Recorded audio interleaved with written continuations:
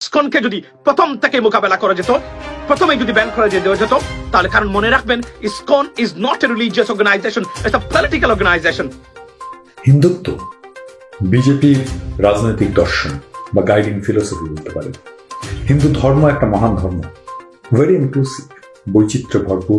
আসসালামু আলাইকুম ভিউয়ার্স, দেশ ও দেশের বাহির থেকে যারা আমার ভিডিওটি প্লে করেছেন জানাচ্ছি আন্তরিক শুভেচ্ছা ও অভিনন্দন। আশা করি সবাই ভালো আছেন, সুস্থ আছেন, আলহামদুলিল্লাহ। তো ভিউয়ার্স, চট্টগ্রামে সনাতনী ধর্মাবলম্বী ইসকন নেতা ও ভারতের দালাল চিন্ময় কৃষ্ণ দাসকে গ্রেফতার করেছে পুলিশ এবং গ্রেফতারের পর থেকে তাকে আদালতে পাঠানো এবং সেখান থেকে কারাগারে পাঠানোকে কেন্দ্র করে রণক্ষেত্র পরিণত হয়েছে। চট্টগ্রাম পুলিশ বিজিবি মোতায়েন করা হয়েছে এবং উপদেষ্টা সরকার পর্যন্ত হিমশিম খেয়ে যাচ্ছে। সর্বশেষ এই ভারতীয় দালালের মুক্তিকে কেন্দ্র করে ভারতীয় গণমাধ্যম ও ভারতীয় পররাষ্ট্র মন্ত্রণালয়ের বাংলাদেশ এবং ডক্টর মোহাম্মদ ইউনূসকে উদ্দেশ্য করে ইসকনকে কেন্দ্র করে কি ধরনের হুমকি দিচ্ছে, বর্ডার অবরোধ থেকে শুরু করে বিস্তারিত জানবো এই রিপোর্টে। সব ভিডিওতে যাওয়ার আগে ছোট রিকোয়েস্ট করবো, যারা এখনো চ্যানেলটি সাবস্ক্রাইব করেননি, নিয়মিত দেশের সকল আপডেট সবার আগে জানতে অবশ্যই চ্যানেলটি সাবস্ক্রাইব করে পাশে রাখবেন। দর্শক আসুন স্ক্রিনে। ইসকনকে যদি প্রথম থেকে মোকাবেলা করা যেত, প্রথমে যদি ব্যান করে দেওয়া যেত, তাহলে কারণ মনে রাখবেন ISKCON is not a religious organisation, it's a political organisation. এটা পলিটিক্যাল অর্গানাইজেশন এবং দে উইল ক্রিয়েট, এবং তারা বাংলাদেশের উপস্থিতিটা হলো অন্য দেশের উপস্থিতির তুলনায় ভিন্ন। এরা এখানেও তারা তাদের উপস্থিতি সরব আছে আমেরিকাতে, এবং তারা এখন এখানে তারা এই প্যাকের মতো টাকা পয়সা পলিটিশিয়ানদের দেওয়া শুরু করেছে এবং ফান্ড রেডি করে এই ফান্ডটা তারা বিভিন্ন ধরনের কংগ্রেসম্যান সেনেটরদেরকে দেয় তারা, কেননা এদেরকে দিয়েই তারা এই বক্তব্যটা দেওয়ায়। আমি বলছিলাম যে দে আর ডেঞ্জারাস। তারা বাংলাদেশকে তারা চায় অখণ্ড ভারত। 99% হিন্দু সনাতন ধর্মের যারা আছেন, আমি sorry, let me make myself correct, কমপক্ষে 75% সনাতন ধর্মের ভাই বন্ধুরা যারা আছেন তারা বাংলাদেশে থাকেন, স্বপ্ন দেখেন তারা ভারতে আছেন। তারা স্বপ্ন দেখেন ভারত একসময় বাংলাদেশ ভারতের অধিভুক্ত হবে, এদেশটা আপনার ভারত হবে, এদেশে আমরা সবকিছু করব, এদেশে আমরা নিয়ন্ত্রণ, এভাবে তারা স্বপ্ন দেখেন 24 আওয়ার্স। আজকে 3.5 মাস পরে এসে অস্থিতিশীল বাংলাদেশ আবারও রীতিমতো ভয়ঙ্কর ষড়যন্ত্র বাংলাদেশের বিরুদ্ধে। 18 কোটি মানুষ, 40 কোটি মানুষের বিরুদ্ধে। আমি বলেছিলাম যে বাংলাদেশ মুক্ত হয়েছে ফেসিস থেকে, বাট ভবিষ্যতের যে ভয়ঙ্কর ষড়যন্ত্র বাংলাদেশ দিকে আসতেছে, এটা ফেস করা বা এটার কোন কেস স্টাডি করেছেন কিনা এই গভর্নমেন্ট। তারা যদি মনে করেন শেখ হাসিনা চলে গেছেন, that's the end of the story, that's not the end of the story, this is the beginning of the story for Bangladesh. এটা আমি বলেছিলাম বারবার আমরা যে এমন কিছু আসবে, কেননা মনে রাখবেন যে যারা অস্তিত্বহীন হয়েছে তারা আসলে কারা, এটার উপরে কোনো কেস স্টাডি হয়েছে কিনা, SWOT অ্যানালাইসিস হয়েছে কিনা, যে what is there problems and can they return, if they return how they can return, who they will use to return into Bangladesh, এই কেস স্টাডি হয়েছে কিনা। আমি সরকারের ইন্টেলেকচুয়াল গ্রুপ যারা আছেন তাদের প্রতি বলতে চাই, করেছেন কিনা এটা, বুঝেছেন কিনা এটা। আজকে বাংলাদেশ অস্থির, 99.9% মানুষের এই অংশগ্রহণে মাত্র আমরা দ্বিতীয় স্বাধীনতা পেয়েছি। এই স্বাধীনতার পরে অস্থিতিশীল বাংলাদেশ, কারা দায়ী এর জন্য খুঁজে বের করতে হবে প্রত্যেকটা বাংলাদেশিকে। আমি ওয়ার্নিং দিয়েছিলাম আপনাদেরকে প্রত্যেকটা দিন, বলে এতটা বাড়াবাড়ি করবেন না। আমি সোশ্যাল মিডিয়া অ্যাক্টিভিস্ট আমরা অনেকেই আছি, আমরা অস্থিতিশীলতার চূড়ান্ত মাত্রা, আনলিমিটেড বিহেভিয়ার আমরা দেখাচ্ছি, আমাদের কোনো কমন সেন্স নাই, যা ইচ্ছা তাই করতেছি, বিকজ আমরা মনে করি আমাদেরকে পিপল সাপোর্ট করে যা ইচ্ছা তাই করা যাবে, যা ইচ্ছা তাই বলা যাবে, যা ইচ্ছা তাই পদক্ষেপ নেওয়া যাবে। একটা ভয়ঙ্কর ফ্রাজাইল সিচুয়েশনের উপর দাঁড়িয়ে বাংলাদেশ, এই অবস্থার মধ্যে দিয়ে আমরা কোন কমন সেন্স আমরা অ্যাপ্লাই করতেছি না। দেশের বিরুদ্ধে আমরা সীমাহীন ধরনের অপপ্রচার এবং প্রপাগান্ডায় লিপ্ত এই সরকারের বিরুদ্ধে আমরা বারবার বলেছিলাম, if this government fails, ladies and gentleman, will be fail for ever. এটা বিএনপির তারেক রহমান সাহেব, জনাব তারেক রহমান, উনিও বলেছেন যে এই সরকার যদি ফেল করে ভয়ঙ্কর আপনার এই ব্যর্থতা বা ফেইলিওর আমাদের সামনে আছে। ওয়াই? বারবার আমরা বলছি যে ভারত কেন্দ্রিক যে গোষ্ঠীটা, এরা কখনোই ছেড়ে দিবে না, কারণ এদের সীমাহীন পরাজয় করেছে বাংলাদেশে। সব জায়গায় পরাজয় হচ্ছে তাদের, একটা জায়গার পরাজয় তারা কোনোভাবেই মেনে নিতে পারতেছে না, কেননা এটা তাদের দীর্ঘদিনের স্বপ্ন, লালিত স্বপ্ন ছিল। এ দেশটাকে তারা কন্ট্রোল করবে, এদেশের শত বিলিয়ন ডলার্সের বাজারটাকে তারা কন্ট্রোল করে নিজেদের জিম্মায় তারা রাখবে, এবং দ্বিতীয় সর্বোচ্চ রেমিটেন্স প্রেরণকারী দেশ হিসেবে কুক্ষিগত করে রাখবে তাদের লোকাল এজেন্ট দিয়ে। এবং এটা সীমাহীন ব্যর্থতা। মনে রাখবেন তারা মালদ্বীপ ছেড়ে এসেছে, nothing happened to them, they didn't retaliate to that, right? Nepal ছেড়ে এসেছে, nothing happened to them. শ্রীলঙ্কাতে বাড়ি খেয়েছেন, nothing happened to them. প্রত্যেকটা জায়গাতে তারা আপনার বাড়ি খেয়েছেন, কোনো কিছু হয় নাই। কিন্তু বাংলাদেশের বাড়িটা, why?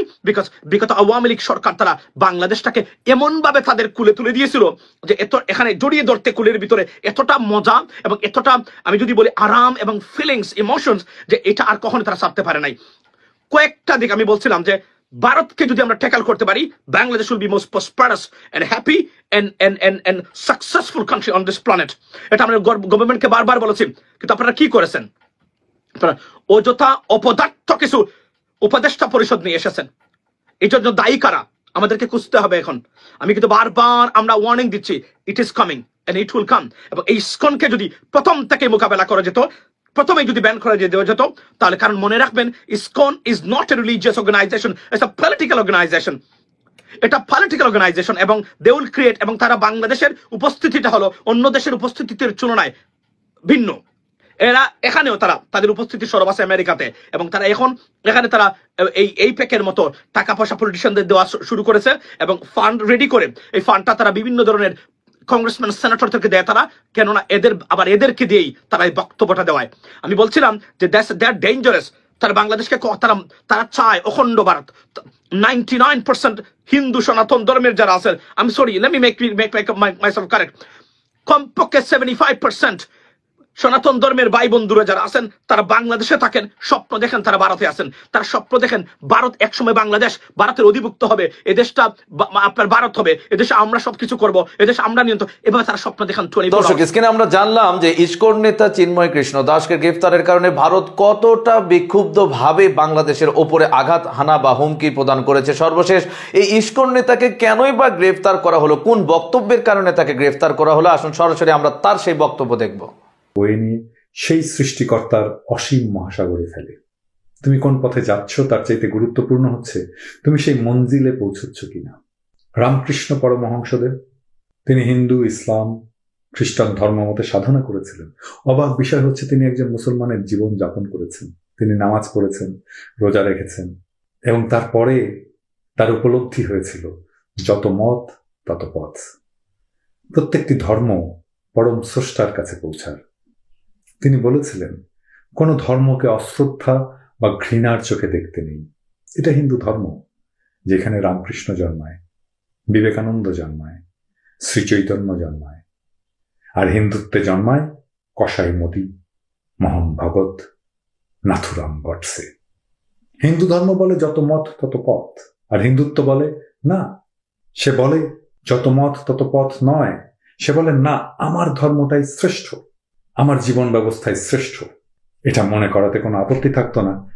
আমার বাবাকে আমার শ্রেষ্ঠ বাঙালি বলে মনে হতেই পারে, এটাতে কারো কোনো আপত্তি থাকবে না, এটাতে কারো কোনো আপত্তি থাকার কথা নয়। সেটা যদি একান্ত আমার নিজের ভালো লাগার বিষয় হয়েই থাকে। কিন্তু শ্রেষ্ঠত্বের ধারণা শুধু ধারণা হয়ে বিরাজ করে তৃপ্ত হয় না। শ্রেষ্ঠত্বের ধারণা সবসময় প্রতিষ্ঠা চায়। তাই শেখ মুজিব যখন শ্রেষ্ঠ বাঙালি, সেটা শুধু হাসিনার অন্তরে, হাসিনার পিতা হিসেবেই শ্রেষ্ঠ বাঙালি হয়ে থাকবে না। এই ধারণাটাই হাসিনাকে তাড়িত করবে যেন সে পিতার শ্রেষ্ঠত্ব প্রতিষ্ঠা করে ছাড়ে, এবং সেটাই সে করেছে।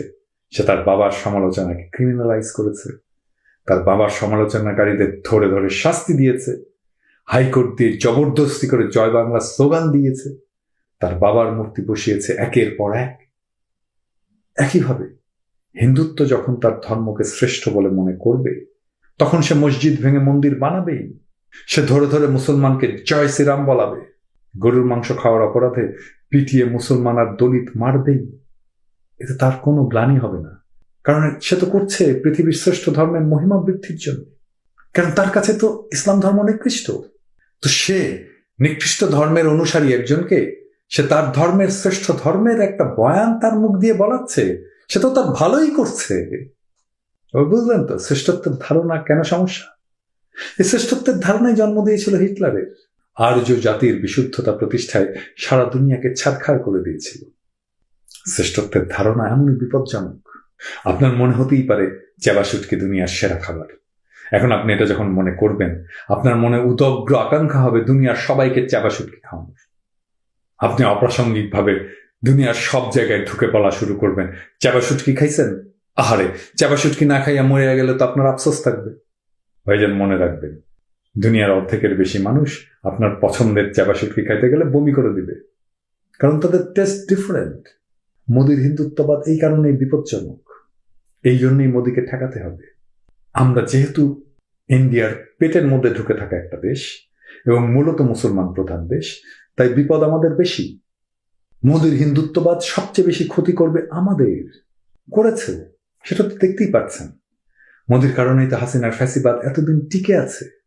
শ্রেষ্ঠত্বের ধারণাকে সবসময় সামলে সমঝে চলতে হবে, সন্দেহের চোখে দেখতে হবে। শেষে একটা কৌতুক বলি শোনে। মোদি তো সাধু ছিল, জানেন নিশ্চয়ই, যৌবনে হিমালয় হিমালয় ঘুরে বেড়াতো, ঠিক এইভাবে। তো একদিন সে লোকালয়ে আসছে, রাত হয়েছে, এক গেরস্তের বাসায় গিয়ে আশ্রয় চেয়েছে। তো গেরস্ত বলে, সাধু আমার বাসায় তো ঘর একটাই, আমার ঘরে থাকতে দিতে পারছি না, তবে আমার গোয়াল ঘর আছে, চাইলে ওখানে থাকতে পারেন, আমি পরিষ্কার করে দিচ্ছি। কিন্তু সমস্যা হচ্ছে আমার গোয়াল ঘরে শুধু পাঠা আছে, বোঝেনি তো, ওদের গায়ে খুব দুর্গন্ধ হয়। মোদি বলে, কই বাত নেই, আমি গোমাতার সন্তান, পাঠার সাথে থাকতে অসুবিধা হবে কেন? তো মোদি গোয়াল ঘরে ঘুমাতে গেল।